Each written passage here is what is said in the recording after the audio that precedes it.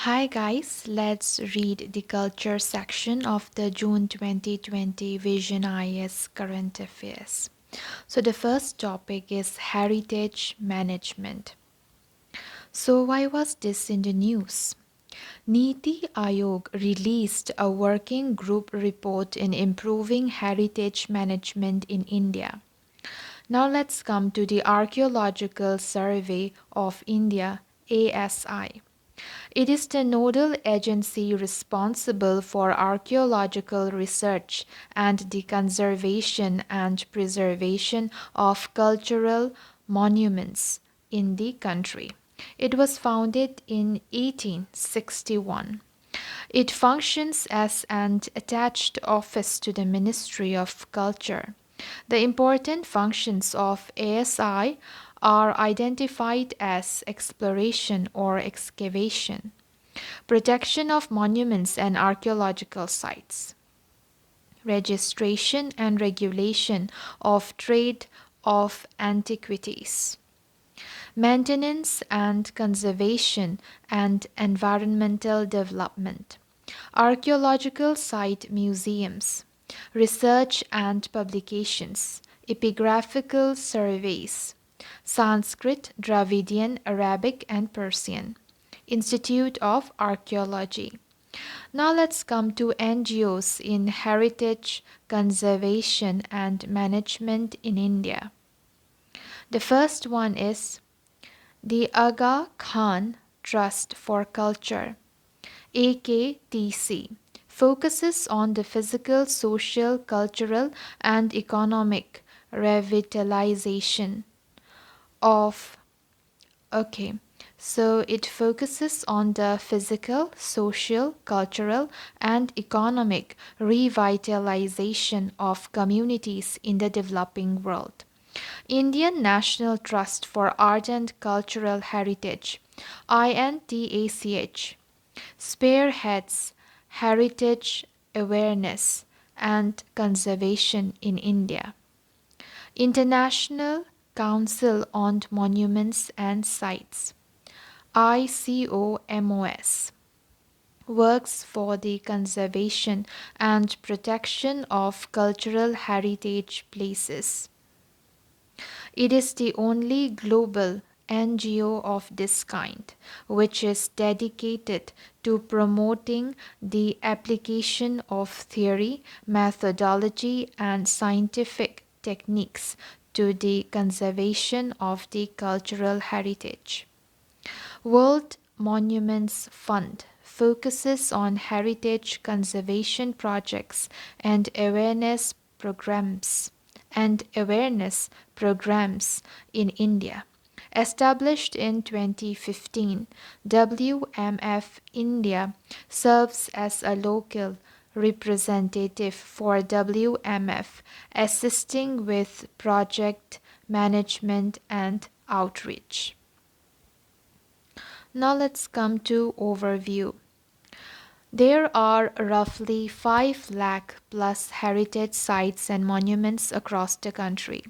It includes 3,691 ASI protected monuments, 38 UNESCO World Heritage Sites, 6,000 plus state archaeology protected monuments, and 4 lakh plus religious heritage sites. The Constitution of India has divided the jurisdiction over these monuments, cultural heritage, and archaeological sites as follows: Union, State, and Concurrent. Now let's come to Union. Ancient and historical monuments and archaeological sites and remains declared by Parliament to be of national importance. Under the above provision, Union government has enacted Ancient Monuments and Archaeological Sites and Remains Act, AMASR Act of 1958. Antiquities and Art Treasures Act 1972 was enacted to regulate the export, trade in antiquities and art treasures and to provide for the prevention and smuggling of and fraudulent dealings in antiquities. Now let's come to state. Ancient and historical monuments other than those declared by Parliament to be of national importance through departments of archaeology for the state protected monuments and museums. Concurrent. Besides the above, both the Union and states have concurrent jurisdiction over archaeological sites and remains other than those declared by law and Parliament to be of national importance. Other constitutional provisions.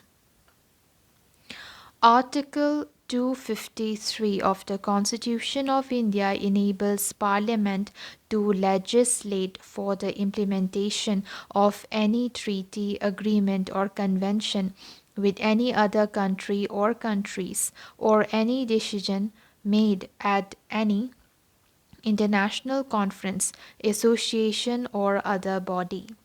Article 51A, Clause F puts a duty on every citizen to value and preserve the rich heritage of our composite culture. Now let's come to related statistics. India ranked 34th on the World Travel and Tourism Competitiveness Index 2019, released by the World Economic Forum. Tourism generated $240 billion or 9.2% of India's GDP in 2018. It supported 42.6 billion jobs, 8.1% of its total employment. Greater than 10 million foreign tourists arrived in India. Now let's come to need for protecting and conserving India's built heritage. International level. As part of a universal shared heritage to build global relations in the future by connecting with stories and roots of cultural exchange through history and learning from international practices. National level. As a tool to nation building and branding of its unique cultural identity with iconic sites and magnificent monuments in each region of India, including its World Heritage sites that narrate its rich, complex, and layered history. Local level to guide sustainable development of its historic cities and sites at local level, linking directly with reuse and socio-economic benefits to the community while addressing the UN Sustainable Development Goals at the same time. Now let's come to Niti Aayog report has highlighted various dimensions of heritage management and given its recommendations. One side shows dimensions and the another side recommendations. So the first dimension is database and documentation. Recommendations would be National Geographic Information Systems GIS database for monuments and sites to be authenticated and validated with ISRO. National Mission on Monuments and Antiquities NMMA to be reactivated with budget and staffings. NMMA was launched in 2007 with the mandate covers a comprehensive database with National Register on built heritage and sites, National Register on Antiquities. The next dimension is conservation of national heritage. Recommendations are no conservation funding to any site should be permitted without availability of a conservation plan. A system needs to be developed to ensure greater interaction between the circle and state archaeology. Next dimension is excavation and exploration, E&E. Recommendations. ASI vision plan to be made for exploration and excavation. New technology like 3D laser and photogrammetry scanning should be used for surveys, excavation, documentation, and conservation works. Use of scientific methodologies and development of laboratories for post-excavation analysis. Publication of excavation reports within 6 months period. Delayed report writing affects the condition and counting of antiquities found during excavation. Developing site museums. Budget 2020-21 has proposed 5 archaeological sites to be developed as iconic sites with on-site museums. These should be completed in next 3 years. The proposed museums are Rakhigarhi, HR, Hastinapur, UP, Sivsagar, Assam, Dholavira, GJ, and Adichanallur, TN. Now let's come to the next dimension, that is heritage, tourism, revenue generation, and marketing. So heritage, tourism, revenue generation, and marketing. Adopt revenue generation model through PPP schemes. Professional and focused marketing effort using IT. National Culture Fund to be made autonomous. Processing of the pending MOUs under Adopt a Heritage scheme to be accelerated. Crowdfunding or community funding or CSR to promote community participation. Now let's come to the next dimension, that is upgradation of the ASI. Restructuring of ASI. Induction of best of talents within the organization with flexibility in engaging professionals. Increase in the budgetary allocation for conservation. Urban heritage. Heritage impact assessment to be conducted for infrastructure projects in all heritage areas. HRIDAY has developed a good model for heritage planning in the city. Smart cities focusing on historic cores should adopt a similar model. World Heritage Sites WHS strengthen conservation and management of 38 World Heritage Sites WHS. Strategize World Heritage nominations, national and transnational for India. Project Mosam to be capitalized for transnational nominations. Now let's come to other recommendations. International collaborations for India's heritage. International heritage circuits should be developed jointly with other countries, especially where shared heritage is evident, such as the Buddhist circuit and Hinduism circuit with South Asian and Southeast Asian countries. Skill development, community, employment, and institutional collaborations. Creation of an Indian Institute of Culture for promoting education, facilitating research, creating leadership, developing technical guidance, and supporting skill development in the country. The ASI needs to identify projects that could be converged with other programs such as MG Narega, cultural mapping of artists by the Ministry of Culture, skill development under Hunar Se Rojgar program. So we are going to have the ASI needs to identify projects that could be converged with other programs such as MG Narega, cultural mapping of artists by the Ministry of Culture, skill development under Hunar Se Rojgar program, including local community in review of designs and maintenance of monuments. The the other recommendations. The next recommendation would be vision, branding, and marketing model.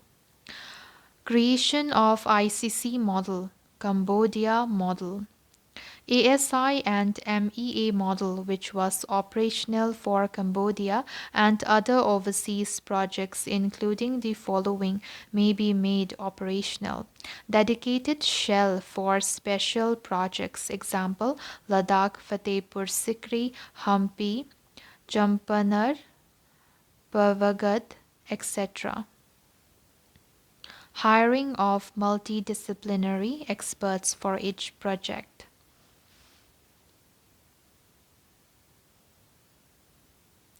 Now let's come to conclusion. Unlike other Western nations, India's cultural heritage shows continuity since centuries, where age-old traditions continue to be practiced. Currently, India's heritage is underfinanced, and a comprehensive vision for heritage budget and planning with innovative means of financing is essential. This heritage does not just constitute the important markers of India's past, but also presents a unique opportunity for generating employment and incomes through heritage tourism and local development. Initiatives by the Government of India to conserve heritage. HRIDAY, Hariday, National Heritage City Development and Augmentation Yojana, for preserving and revitalizing the unique character of the heritage cities in India. Prasad, Pilgrimage Rejuvenation and Spiritual Heritage Augmentation Drive for development and beautification of identified pilgrimage destinations, greater than 40 sites.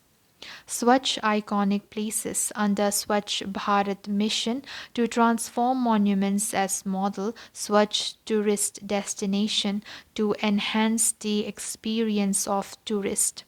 Adopt a heritage, apni dharohar, apni pehchan. To provide world-class facilities like Red Fort, Dalmia Group by engaging private sector. Swadesh Darshan Scheme by Tourism Ministry to develop theme-based tourist circuits and world-class infrastructure. Incredible India 2.0 campaign, 2018 International Tourism Promotion Campaign. Adarsh Samarak. ASI has identified 100 monuments to be developed as model monuments. Project Mosam to reconnect and re-establish communications between countries of the Indian Ocean world, which would lead to an enhanced understanding of cultural values and concerns in their regional maritime milieu. Now let's come to the next topic, that is Malabar Rebellion. Why was this in the news? The year 2021 will be the 100th year anniversary of the Malabar Uprising. About Malabar Rebellion.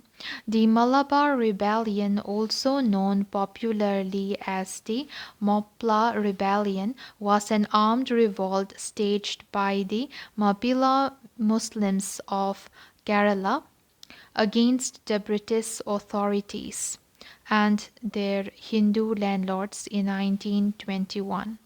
The 6-month-long rebellion is often perceived to be one of the first cases of nationalist uprisings in South India. It occurred within the broader spectrum of the Khilafat or non-cooperation movement led by Mahatma Gandhi. Now let's come to its backgrounds. Moplas or Mapilas were the Muslim tenants and cultivators inhabiting the Malabar region where most of the landlords were upper caste Hindus. Moplas had gained some prominence over their landlords during the Mysorean invasions by Hyder Ali and Tipu Sultan. But after the British occupation of Malabar in 1792, following the Third Anglo-Mysore War, the domination of the Hindu landlords was re-established. In this scenario, the Mapilas soon found themselves at the mercy of their Hindu landlords who were sustained by the British authority as their agents. Now let's come to causes of the revolt. The first cause would be history of feudal conflicts in the Malabar region.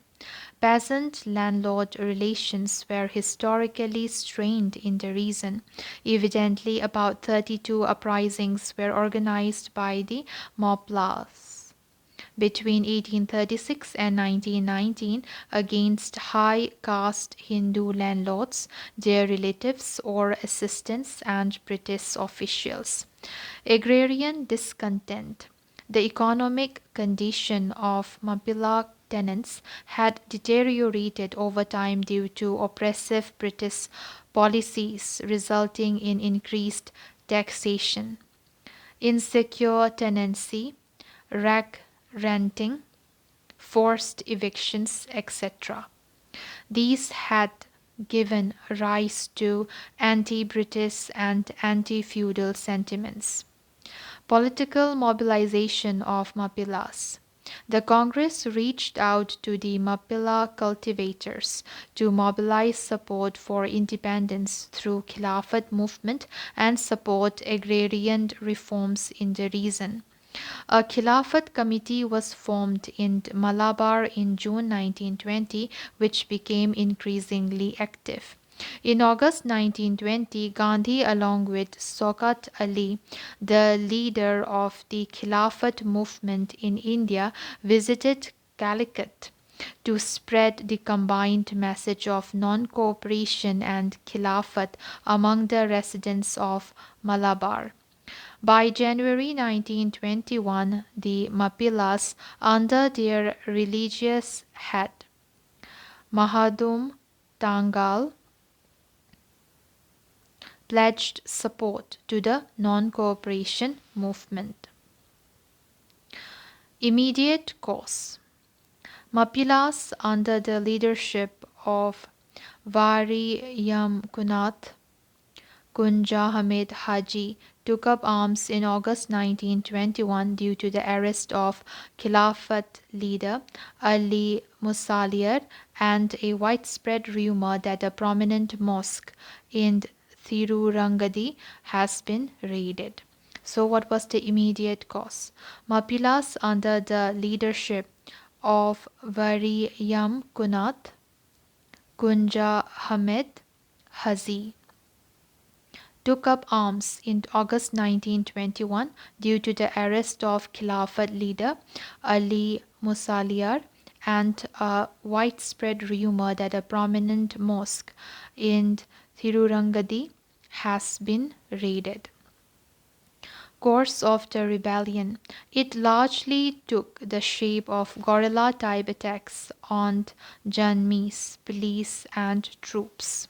Symbols of the colonial state, telegraph lines, train stations, courts, post offices, etc., and homes of landlords were attacked.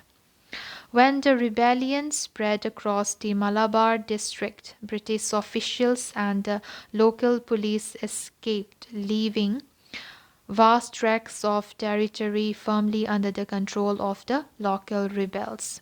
The territory was declared as independent state in August 1921 with Haji as its ruler. For nearly 6 months, he ran a parallel Khilafat regime headquartered in Nilambur, with even its own separate passport, currency, and system of taxation. Okay, so he even had a separate passport, currency, and system of taxation. Tenants were granted the power over the land they cultivated along with tax incentives. Although the movement started off largely as a protest against British authorities, it acquired communal overtones and culminated into communal violence. British oppression of the revolt.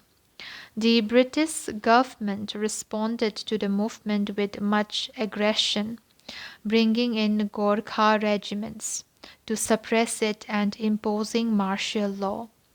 Wagon Tragedy. Approximately 60 Mapila prisoners on their way to a prison suffocated to death in a closed railway goods wagon. By January 1922, they had taken back the areas held by the rebels and captured all their key leaders. Haji was arrested and was sentenced to death along with his compatriots. Now let's come to the third topic, that is a home kingdom. Why was this in the news? In a recent controversy, Jawlong Sukapa, the founder of a home kingdom, was referred to as a Chinese invader. So, in a recent controversy, Jawlong Sukafa, the founder of a home kingdom, was referred to as a Chinese invader. Who is Jawlong Sukafa? Sukafa was a 13th century ruler who founded the Ahom kingdom that ruled Assam for 6 centuries. Contemporary scholars trace his roots to Myanmar. He is widely referred to as the architect of Bor Assam or Greater Assam due to his successful efforts towards assimilation of different communities and tribes. To commemorate Sukafa and his rule, Assam celebrates Assam Divas on December 2 every year. About the Ahom kingdom, 1228 to 1824.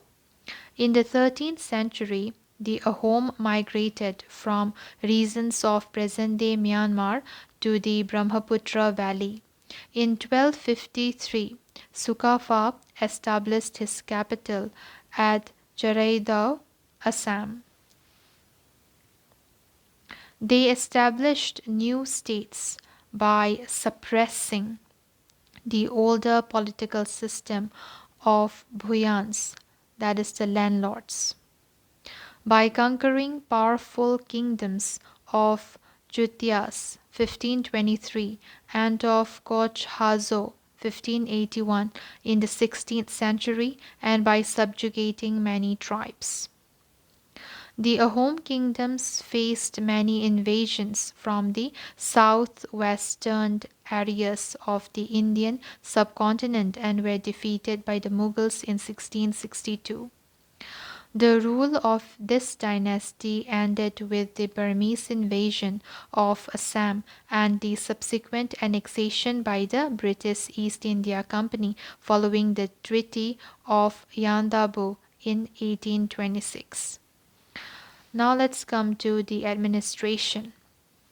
A home society was divided into clans or khels, and a khel often controlled several villages. A census was taken, and the people from the more populated areas were transferred to the less populated areas. By the beginning of the 17th century, the administration became almost centralized. So here we have a map. Here we can see this is Myanmar, This is Bhutan and this is Bangladesh and this is the Ahoms in the Brahmaputra Valley. Okay. Now let's come to economic structure. The system of forced labor was prevalent in the Ahom kingdoms, and these laborers were called the Paks. Each village had to send a number of Paks by rotation. Men of the kingdom were mostly employed in agriculture, construction of dams, and other public works. Many new methods of rice cultivation were developed by the Ahoms. During the times of wars, the men served in the armies. There were also different cottage industries and home manufacturers. Culture. The Ahoms worshipped their tribal gods originally, but during the mid 18th century, Hinduism became a predominant religion due to the rule of Hindu kings. Yet the Ahoms did not adopt Hinduism completely. In the Ahom kingdoms, various arts and literature flourished. Poets and scholars were given land grants, and theatre was encouraged. Various translation works were carried out from Sanskrit into the local languages.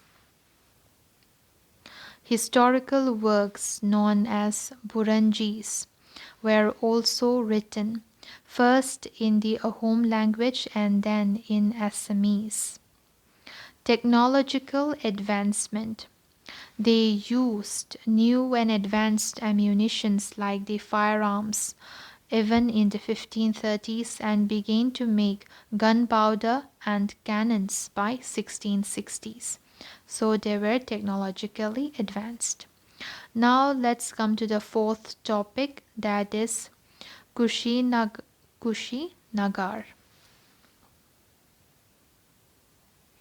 So Kushinagar.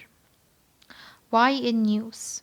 The Union Cabinet has recently given its approval for declaration of Kushinagar Airport in Uttar Pradesh as an international airport. About Kushinagar. Kushinagar is one of the important Buddhist pilgrimage sites and is also a part of the Buddhist circuit as Lord Buddha attained Mahaparinirvana here. Mahaparinirvana in Buddhism refers to the ultimate state of nirvana, everlasting, highest peace and happiness, entered by an awakened being at the moment of physical death. Prominent archaeological sites in the city are the Mahaparinirvana Stupa and temple. The latter houses a stunning 1500 years old reclining Buddha, and the Muktabandhan Stupa representing the Buddha's cremation site. The site of Kushinagar was first identified by Sir Alexander Cunningham in 1877, the first Director General of the Archaeological Survey of India (ASI).